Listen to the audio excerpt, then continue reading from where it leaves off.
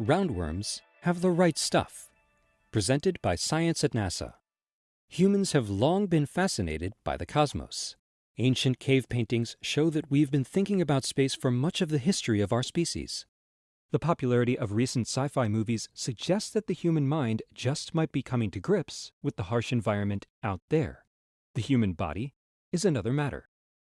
When gravity is greatly reduced, as in spaceflight, we no longer use our muscles to resist the usual pull of a planetary mass, and without additional exercise, astronauts lose both bone and muscle.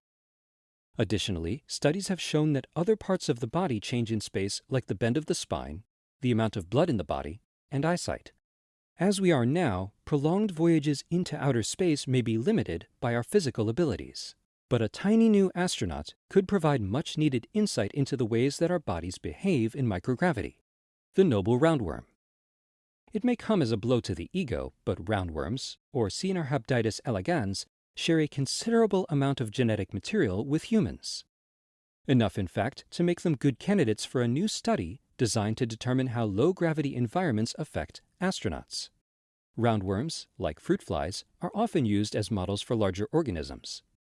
This is because their short lifespans allow for scientists to observe several generations of worms within a short period of time, yielding quicker results for studies.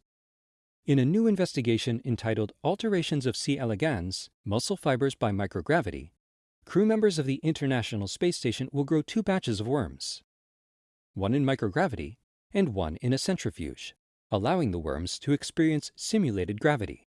The Japan Aerospace Exploration Agency, or JAXA, will be spearheading the investigation.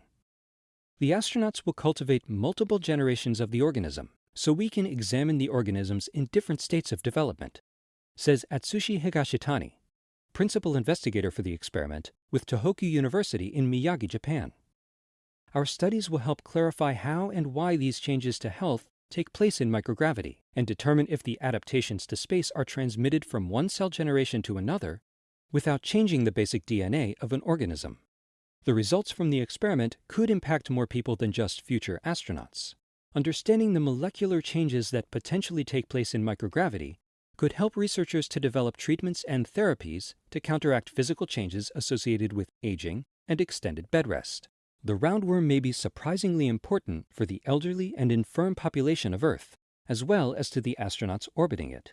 On April 14th, the spaceworms launched to the International Space Station on SpaceX's 6th resupply mission.